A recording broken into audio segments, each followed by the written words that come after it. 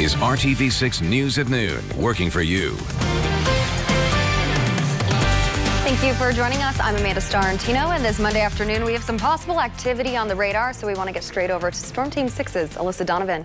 That's right, Amanda. We have just a few little storms moving through extreme southern counties this noon hour in Indiana. A lot of that activity is going to ramp up as we head into the afternoon. And what's going on right now is we have a cold front that's interacting with this hurricane just off to our east right now. And what's going to happen is we're going to see that moisture sort of interact with that cold front, which is going to bring us that potential of some showers and storms as we head into the early afternoon hours. Now, we're not expecting severe weather at this time as that begins to interact, but we can't rule out some showers and the possibility of some thunderstorms mixed in there. And as well, if those thunderstorms do happen, we have the possibility of some heavy downpours as well as gusty winds. And of course, lightning is always a possibility with storms moving through. And you can see our best chance of those will be in those early afternoon hours. Looking at our temperatures, going to see those drop off. So we're going to hit our highs early today, and then we are going to drop into the low 70s as we head into the evening. And then we are going to see some cooler temperatures behind this and some drier conditions. That humidity is going to come to an end, and we are going to see a nice midweek with those temperatures in the mid 70s. Thanks, Alyssa. After years of waiting today, the city of Indianapolis will begin deploying body cameras for all 1,100 of its police officers. The goal is to equip 10 officers a day with cameras, so most officers will have them by the end of the year. The cameras will automatically record when, for instance, an officer is within 500 feet of a dispatched run. Many groups and community activists have been calling for this kind of technology for some time as a way to improve police accountability. Earlier this summer, Mayor Joe Hogsett talked about body cameras and what he hopes it brings to the city. It is my hope that our continued commitment to building bridges of trust with the community through our actions and our policies, and that such provide a measure of assurance for every member of our community. And this afternoon, city leaders are having a virtual kickoff for the new camera program to explain the details of the rollout and how they will be used department-wide. We do know officers in the East District will be the first to be outfitted with the cameras. We'll have deeper details on the RTV6 app and the news at 5. The new numbers on COVID-19 are just in from the Indiana State Department of Health. The rate of new cases continues to be higher than in the past couple of months. Today's daily report of cases includes 582 new COVID-19 infections. That's down from last week's numbers. Bear in mind, Monday's numbers are typically lower compared to previous days because they are weekend reports. 5 new deaths were also reported. The state's 7-day moving average is now 798 cases. That number has held fairly steady over the past week. And 2 local schools are reporting positive tests from members of their football team. Saturday, Warren Central High School said a member of its football team tested positive for COVID-19. And on Friday, football players and families were told of a positive test from a New Palestine player. Now, New Pal had started optional summer practices on July 6th. Southern Hancock schools still plan to begin the school year in person today. And those cases bring the total number of coronavirus infections affecting Central Indiana schools to at least 5. Last Thursday, a student at Greenfield Central Junior High School tested positive on the very first day of their school year. A staffer at Avon High School also tested positive, though we are told that employee had no contact with other students and staff. And last week, Indian Creek High School in Johnson County announced one of the team's football coaches was being isolated with COVID-19. Meanwhile, students at Elwood Junior Senior High School will do virtual learning this week. School officials say at least one staff member has tested positive for the coronavirus. The superintendent says several other staff members are in quarantine after having close contact with the infected staff member. The superintendent says the school plans to reopen on August 10th. And around the world, more than 18 million people have now tested positive for the virus that causes COVID-19. Here at home, health officials are urging Americans in every corner of the country to take necessary precautions as the CDC predicts nearly 30,000 more Americans could die in the next 3 weeks. And Congress is hitting a sticking point as they negotiate a new relief package. ABC's Trevor Ault has the latest. With 4.6 million confirmed cases of COVID-19 in the U.S., a sobering message from White House Coronavirus Task Force Dr. Deborah Birx. What we're seeing today is different from March and April. It is extraordinarily widespread. With hospitalizations on the rise in 2/3 of the United States and daily deaths climbing in 36 states and Puerto Rico, the CDC is now predicting the number of lives lost to the virus in America could cross 180,000 in less than 3 weeks. Everyone who walks around refusing to wear a mask, or who hosts an indoor house party, or who overstuffs a boat is directly contributing to these increases. As the battle over schools rages on, Louisiana announcing that of the nearly 3,500 new cases reported since Friday, 10% are children under the age of 18 and 33% are between 18 and 29 years old. Already, several school districts have reported students testing positive within the first week or even first day back in the classroom. I think we've been a little cavalier about this and have sort of assumed that kids are fine and they don't spread at all or they don't get infected very often. I think we're seeing data that suggests that that may not be true. The virus is also claiming the livelihoods of many Americans. Lynette Hale ran a daycare in Colorado. She says COVID cleared out business and she can no longer afford her home. I'm 70 years old and I'm about to be on the street. What are you going to do? I don't know. Today on Capitol Hill, Republicans and Democrats are negotiating a new economic relief package, but a sticking point is the $600 weekly unemployment check that Republicans want reduced, saying in some cases it pays people more to stay home. Democrats say cutting that check to $200 would abandon struggling Americans. The Senate is scheduled for a month-long recess at the end of the week. Pharmaceutical company Eli Lilly has announced they're in the final stage of testing what are called monoclonal antibodies, which they hope could provide short-term immunity to the virus for patients. It could provide somewhat of a bridge until a vaccine is available. Trevor Ault, ABC News, New York. A weird and random pattern, seeds arriving in the mail. Even RTV6 tried to help figure it out. Still ahead on the news at noon, the new explanation behind this odd happening. And more cities are joining in on this art movement meant to convey an important message, how Indianapolis has joined the ranks. Plus, a little bit later this half hour, with all 2020 has brought, it's no wonder if you're feeling some stress. But that could lead to a broken heart, and maybe literally. The warning signs you should watch out for ahead. Alyssa. And we've had a pretty nice start to our day. Some peaks of sunshine, temperatures a little bit below average, but things are changing as we head into the afternoon. We have showers and storms moving in, up to 2 inches of rainfall in some areas. I'll break down everything you need to know coming up.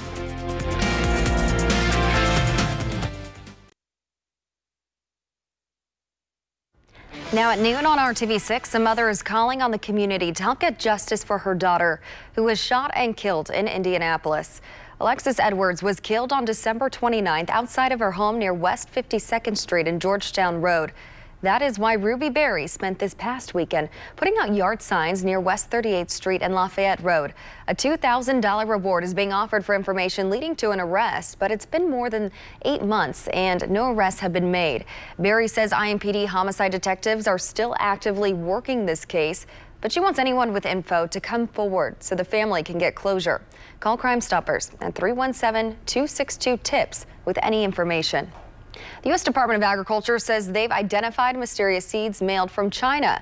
The seeds were mailed to homes here in Indiana and across the country. According to a USDA report, 14 types of seeds were mailed to homes in various parts of the country. The report says the packages were made up of fruit, vegetable, herbs, and flower seeds. When the suspicious shipments started showing up, there was a concern of a bioterrorism plot, but the agency says the mailings are part of a brushing scam. That's when people receive an unsolicited shipment from a seller who then posts fake customer reviews to boost sales. The USDA says the FBI and Homeland Security are still investigating the shipments. Art for Life coming up. A look inside how the community is coming together to make sure a message is made big enough for all to see. And you may have felt some heartache over loss or a breakup, but this is a heartbreak that is literal and can have real consequences for your health. What you need to know about broken heart syndrome. And we'll leave you, there's a live look outside. We'll be talking to Alyssa Donovan later for a look at your forecast. You're watching RTV6 News at noon.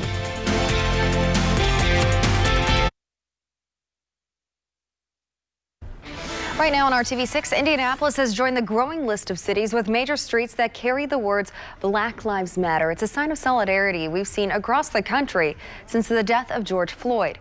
RTV6's Stephanie Wade spoke with artists and leaders as they took to Indiana Avenue this weekend. Visual art has a way of bringing people together, and so you have to kind of meet people where they are. I want you to know my legacy. People understand this moment. People understand that this is a time for creatives to lead. In the nation's fight to end racial injustice, We feel proud to be a part of as artists in the community to make sure that we're doing our part as well to help accelerate the movement and make sure that this moment doesn't pass us. Black local artists are painting the words Black Lives Matter along the historic stretch of Indiana Avenue, a once prominent area for Black-owned businesses in the city's early days. Indiana Avenue used to be a very rich and bustling place for Black creators. My great uncle was one of the great jazz musicians who played on Indiana Avenue. There's a lot of history here in this area. Near the Madam Walker Legacy Center and the headquarters of the Indianapolis Urban League, it isn't just those three words artists hope people recognize. Crossroads of different intersections that people were gunned down by police violence here in Indianapolis. And so I'm honoring them. I'm going to write their names down. But also the faces of people killed by police right here in Indianapolis. People like Christopher Goodlow, Drayshawn Reed, Mikhail Rose, and Eleanor Northington. George Floyd is a household name, Sandra Bland, things like that. We have people right here in our community, people that we may have walked by at the grocery store, at church, or at school. And I want us to know everyone's name. Each artist having their own creative freedom to paint what they want people to feel. If you can just stop and reflect and think about what am I doing to move things forward, what am I doing for forward motion and to progress the movement. Advocates say this mural will serve as a continual reminder for the need for growth in recognizing Black Lives Matter. Reporting downtown, I'm Stephanie Wade, RTV6. And the plan to paint the mural was approved by the City County Council last month. Isaias is expected to make landfall later today in the U.S., potentially as a hurricane. The storm is swirling in the Atlantic toward the Carolinas. With winds of up to 70 miles per hour, storm watches and warnings stretch from North Carolina all the way to Rhode Island. Video from the Bahamas over the weekend shows what the storm brings, potentially life-threatening flooding and damaging winds. In North Florida, some beaches are closed today as 15-foot waves hit the shore. Alyssa. And Isaias is going to have a small impact on us here in Indiana as well. You can see it moving off the coast here, and you can see there's some remnants moving into the Midwest right now. And what's going to happen here in Indianapolis is we're going to see that warm, humid tropical air is going to interact with the cold front that's sweeping down from the north. That mixed together means we are going to see a little bit of convection possible as we head into the afternoon, possibly some showers and thunderstorms. If we do see thunderstorms, they are not going to be at that severe threat. We are just going to see the potential of some heavy downpours and possibly some gusty winds. Most of us, though, just seeing cloud coverage to start our day today. We had some peaks of sunshine earlier, and then we do have just a small cluster of storms that's been moving through the area much of the morning. That's to extreme southern counties in Indiana, and those areas are the spots that we are going to see the potential of some heavier rainfall over the next 24 hours or so. So looking at TrueCast, we're going to really start to see central Indiana be impacted in the next couple hours here. Going to start to see those showers across the area during that timeline, and then that's when we're also going to see the potential of some thunderstorms. And again, those thunderstorms, not expecting severe, just mostly heavy downpours and some gusty winds. Now, the main area that's going to be impacted by this is going to be those southwest counties. That's where we're expecting up to 1.5 inches to maybe 2 inches of rainfall by the time this system is all said and done and out of the area. We don't have any flash flood watches in effect yet. Of course, we'll keep an eye on that and let you know if that changes, but we could see some ponding on the roadways later today. Looking ahead, tomorrow after that cold front passes, high pressure is going to take over. We're going to see some cooler air in place and drier conditions. That humidity will be out of the forecast, less humid, more comfortable days ahead. Tuesday, Wednesday, and Thursday will be into the mid-70s, so about 10 degrees below average. Our daytime start tomorrow is going to be in the 50s, so it is going to be a cooler day on tap, but it's going to be comfortable, and we are going to see some sunshine tomorrow. Today, Today, however, those showers and storms are on the way. Temperatures will start to drop off a little bit as we head into the evening, and that's just because of that passing cold front going to deposit that cooler air across central Indiana as it passes, taking us down into the 50s by tomorrow morning. Tomorrow, 75 for our high, partly sunny skies. You can see the middle part of the week looking really nice. We just have to get through this afternoon, and then we are going to see a really pleasant week on tap. Chances of showers return for the weekend. All right, thanks, Alyssa. Sometimes a broken heart isn't just a metaphor. It can be a real syndrome and can actually lead to cardiac consequences. Our Scripps partners at The List spoke to a cardiologist who shares 3 things you should know about broken heart syndrome. When you think of a broken heart, you may picture a cartoon drawing with a jagged line through it. But in real life, a broken heart can actually lead to serious problems with your health. Broken heart syndrome can be fatal. And because of the pandemic, it's affecting more people. We spoke to Dr. Ankur Kalra, who shares 3 things you should know about this illness. First, let's talk about what it is. So broken heart syndrome is a disease condition which affects the heart and is a response from the heart muscle. The pumping function of the heart significantly declines in response to stress. Someone who can experience this usually suffers from extreme stress that can be caused by psychological, emotional, social, or economic impact. A recent study conducted by Dr. Kalra and his team showcases how this broken heart syndrome is affecting more people during the pandemic. During the pre-pandemic months, the incidence of broken heart syndrome was anywhere between 1% to 2%. A few months into COVID, that percent increased. During the pandemic months of March and April of 2020, what we found was that the incidence went up to 7.8%. And while this condition typically occurs more commonly in women, about 90%, during the study it affected 35% of men. And we concluded that the psychological, social, and economic stressors from the pandemic itself are leading to an increase or an uptick in cases of broken heart syndrome. Next, signs and symptoms. It's important to know that broken heart syndrome will present exactly like a heart attack. Symptoms like chest pain, shortness of breath, and nausea. But there are ways medical experts identify the difference between the two, and one is blocked arteries. In a heart attack, what we see is that the blood vessel which is running on the surface of the heart is acutely blocked. In broken heart syndrome, usually that is not the case. And just like any other illness, it can be fatal. Patients can go into what we call as quote-unquote shock, meaning the heart really is totally stunned and isn't really pumping enough blood to maintain circulation to all the organs, all the vital organs in the body. And lastly, how to treat and prevent. In the short term, we'll discharge patients on medications. And while seeking medical help is very important, it's also important to make self-care a priority. Prevention is better than cure, and it's written in many spiritual texts and self-help books. You train the body, you master the mind, and you enrich the soul, or you enrich the spirit. Dr. Kalra says exercise, meditation, and fostering relationships with faith, family, or a friend is the best medicine anyone could take.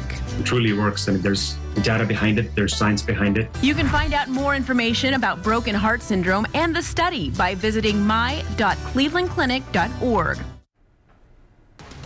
And still ahead on the news at noon, we're checking back in with Storm Team 6, tracking any possible rain chances in your neighborhood. You're watching RTV6. We'll be right back.